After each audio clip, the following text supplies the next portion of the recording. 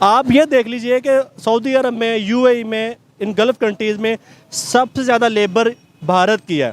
हम भारत को डिक्लेयर करते हैं कि वो हिंदू स्टेट है। आप वो मोदी का, मुझे शर्म आ रही है उसकी मिसाल लेते हुए, मोदी की पिछले साल की एक तकरीर थी, वो सियासी कटहरे में जो उसकी होती है, वो कहता था कि मैं पाकिस्तान से जब भी सुलह की बात करने गया हूँ, मुझे समझ नहीं आती मैं किससे बात करूँ, आर्मी से बात करूँ, पॉलिटिकल उनकी सियासी क़यादत से बात करूं कि आप पाकिस्तान के साथ जाना चाहते हैं या आप इंडिया के साथ जाना चाहते हैं या आप आज़ाद रहना चाहते हैं।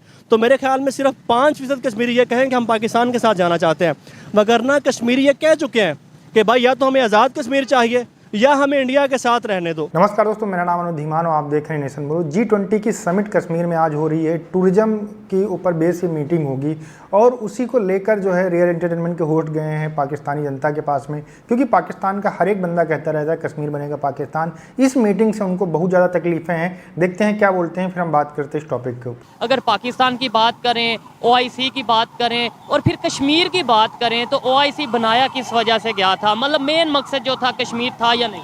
मेन मकसद तो मुस्लिम ममालिक के मुतल्लिक़ जितने भी मामलात थे वो थे, और कश्मीर भी एक मुस्लिम ममालिक से मुंसलिक मसला है, तो ज़रूर कश्मीर भी उसके प्लेटफॉर्म पे है। ज़बरदस्त। G20 की मीटिंग्स कश्मीर में होने जा रही हैं, कुछ हुई भी हैं और कुछ आगे होने जा रही हैं। आपको इस चीज़ का नॉलेज है, इल्म है? जी, इस बारे में मैं जानता हूँ कि इंडिया G20 की मीटिंग कश्मीर में करवाने जा रहा है। ठीक है। अभी सऊदीया ने वो अनाउंस किया कि हम G20 की जो मीटिंग है नेक्स्ट वीक होने जा रही है, जो कि टूरिज्म के हवाले से इंडिया करवाने जा रहा है, उसके अंदर वो पार्टिसिपेट करेंगे। रिसेंटली तुर्की ने Y20 G20 का ही वो पार्ट था, यूथ 20 के नाम से, उसमें पार्टिसिपेशन की। मतलब OIC का फिर मकसद कहाँ गया जब तुर्की ने भी पार्टिसिपेशन कर ली, सऊदीया ने भी अनाउंस कर दिया, और दूसरे जो इस्लामिक कंट्रीज़, कई ऐसे इस्लामिक कंट्रीज़ हैं जो कि रिलेशन मोरक्को या इस तरह के कई कंट्रीज़ हैं।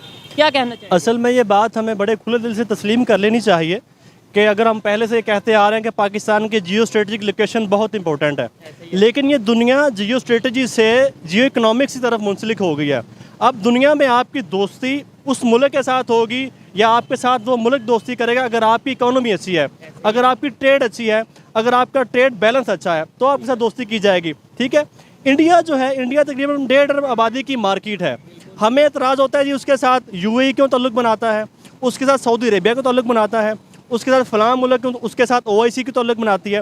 जबकि अगर हम हकीकत पसंदी का आईना लगा कर देखें तो इंडिया के साथ ताल्लुक़ इस वजह से बनाते हैं कि इंडिया एक इकोनॉमी की मार्केट है, अच्छी इकोनॉमी है उसकी। ठीक है, मेरी बात सुन लीजिए, उसकी इकोनॉमी अच्छी है, उसके बाद उसके साथ हर मुल्क ताल्लुक़ बनाता है। अगर हम चाहते हैं कि हमारी OIC के फॉर्म पे, फ़लाने फॉर्म पे हमारी मुल्क बात सुने, सऊदी अरब हमारी बात करे, वहाँ पे हम एजेंडा हमारा हो, तो हमें इकोनॉमी पे अच्छी तरह से ग्रिप होनी चाहिए हमारी। तो हमें ये बात समझ क्यों नहीं आती? ये आप जैसे एजुकेटेड लोग हैं, या मुझे थोड़ा शायद समझ आता है, अदरवाइज हम तो सिंपल एक ही बात करते हैं, भाई भूखे मर जाएंगे, घास खा लेंगे, ये कर लेंगे, लेकिन कश्मीर को नहीं छोड़ेंगे या ये नहीं करेंगे। मतलब जज्बाती बात करते हैं इकोनॉमी के ऊपर, या प्रैक्टिकल बात क्यों नहीं करते हैं? असल में मेरे ख्याल में इसकी सबसे बड़ी वजह, अगर आपने देखना है तो आप लिटरेसी रेट देख लें हमारा। अगर हमारा लिटरेसी रेट ही अच्छा नहीं है, हमें चीज़ों का इदराक ही नहीं है, देखें नॉलेज नहीं है, हमें पता नहीं कि दुनिया किस तरफ जा रही है। भाई दुनिया बदल गई है। हम बात करते हैं 70 के ज़माने की, ये 1970 नहीं है भाई, ये 2023 है। दुनिया बदल गई है, अब हमें भी बदलना होगा खुद को, जबकि हम उसी ज़माने में फिर रहे हैं, हम वही बातें करते हैं, हम वही डिमांड करते हैं। आप ये देख लीजिए कि सऊदी अरब में, UAE में, इन गल्फ़ कंट्रीज़ में सबसे ज़्यादा लेबर भारत की है।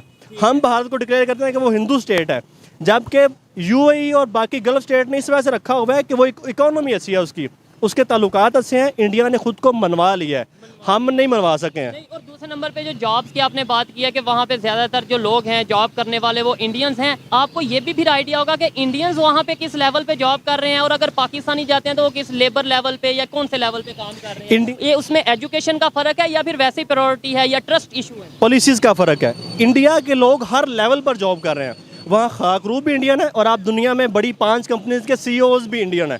तो क्या आपको लगता है कि ऐसा ही अगर चलता रहा तो ये हमारी जो कश्मीर की आवाज़ है, जो हम 75 साल से, आप भी डेफिनेटली सुनते आ रहे हैं, मैं भी सुनता आ रहा हूँ, स्टूडेंट लेवल से, स्कूल लेवल से, कश्मीर बनेगा पाकिस्तान, मर जाएंगे लेकिन कश्मीर नहीं देंगे। ये ना हो कि कल को कश्मीरी कह दें भाई आप मर जाओ, हम कश्मीर, हम यहाँ आएंगे ही नहीं।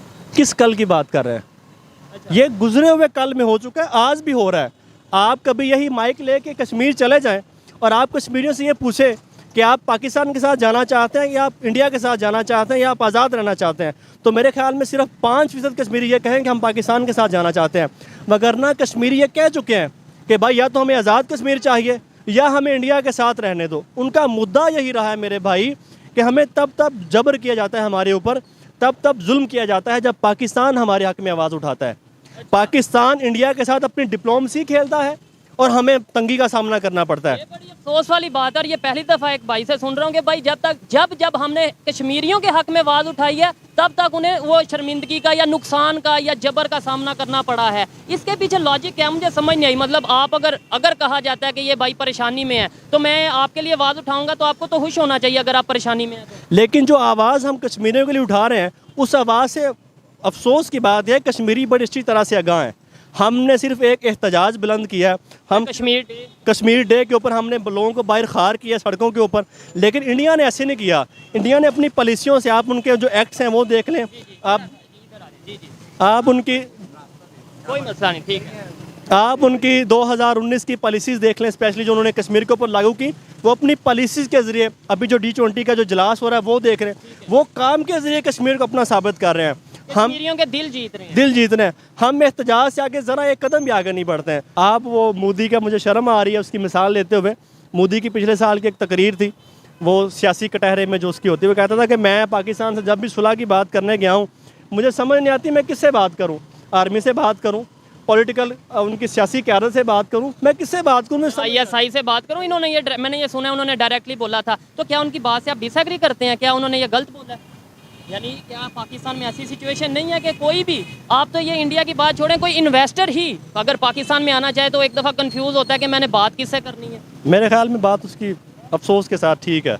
मैं कहता हूँ कि अब भाई, बल्कि इनको भी बताना चाहता हूँ, उन बुढ़े सियासतदानों को, ये जो प्लानर्स बैठे हुए हैं, कि भाई अब दुनिया बदल गई है, ये 21वीं सदी है, ये ग्लोबल विलेज का दौर है, अब दुनिया की खबरें हमसे छुपी नहीं रह सकती हैं। और ना ही हमारी खबर, हमारे लाहौर की हो या कश्मीर की हो, जैसे कोर कमांडर के घर में हुआ, या जो भी कोई इशूज हो, वो क्या दुनिया के सामने नहीं जाएंगे? अब जाएंगे। अब ये खबरें छुपी नहीं रह सकती हैं। जो यहाँ पे हुकूमतें होनी थी, लोगों को अंधेरे में रखना था, लोगों को जहालतों में रख के जिन लोगों ने अपनी रोजी रोटी चलाई हुई थी, भाई अपना सामान बांधना शुरू करें। अब लोगों में शऊर आ रहा है, अब इससे ज़्यादा आप लोगों को अंधेरे में नहीं रख सकते। दोस्तों, ओवरऑल अगर बात की जाए, अगर किसी पाकिस्तानी से पूछे आप कैसे हैं, तो वो कहेगा कि हम बड़े दुख में हैं, हमें खाना नहीं मिल रहा है, हमारी इकोनॉमिक कंडीशन अच्छी नहीं है, पूरी दुनिया के अंदर हमारा मजाक बनाया जाता है, हमें आतंकवादी देश बोला जाता है, इस तरीके की बातें करते हैं। लेकिन जैसे ही आप कश्मीर का नाम लेते हैं, वैसे ही इनके अंदर पता नहीं कहाँ जज्बा आ जाता है, वो चिल्लाने लगते हैं कश्मीर बनेगा पाकिस्तान, ये भारत को ख़त्म कर देंगे, ये उनको कर देंगे, ये उनको कर देंगे। इस तरीके की बहुत सारी बातें जो है वहाँ के लोग बोल जाते हैं।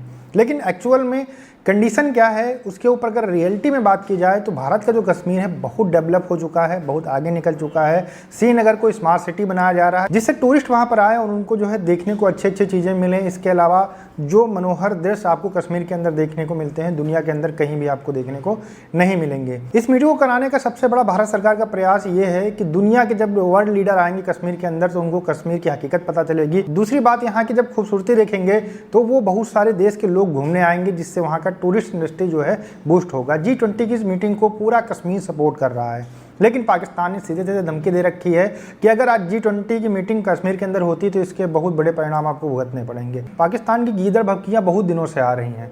वहाँ के नेता हैं जो उल्टा सीधा बयान देते रहते हैं कश्मीर को लेकर, लेकिन कश्मीर डेवलप हो रहा है, वहाँ पे कुछ दिन में रोजगार भी अच्छे खासे डेवलप हो जाएंगे। उसके बाद में कोई भी बात नहीं करना चाहेगा पाकिस्तान की तरफ से।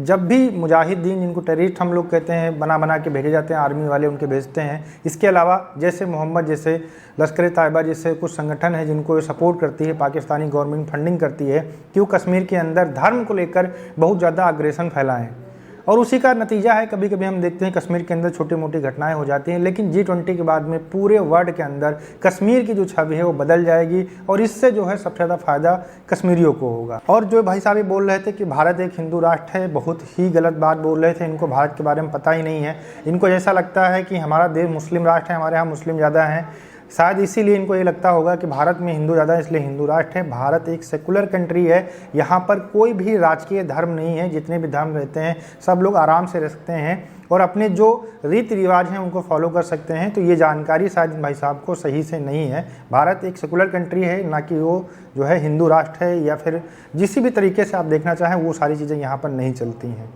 सऊदीया का भारत से बहुत ही ज़्यादा खास संबंध है। जितनी भी अनाज होते हैं सऊदीया वो भेजे जाते हैं। इसके अलावा बहुत सारी ऐसी चीज़ें हैं जो भारत वहाँ पर एक्सपोर्ट करता है। हालांकि G20 की समिट में सऊदीया मेंबर है, लेकिन वो जो है नहीं आएगा कश्मीर में। इसमें पाकिस्तान जो OIC के पास गया था, वहाँ जाने के बाद में जो OIC की टीम थी उसके प्रेशर में आने के बाद में सऊदी अरबिया को इस मीटिंग को स्किप करना पड़ा। ये जो है बहुत दुखद बात है और सऊदी को भी सोचना चाहिए था।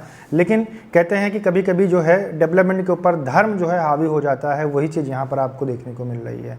दोस्तों वीडियो कैसा लगा हमें कमेंट सेक्शन में जरूर बताइएगा। मिलते हैं नए वीडियो के साथ। नमस्कार, धन्यवाद।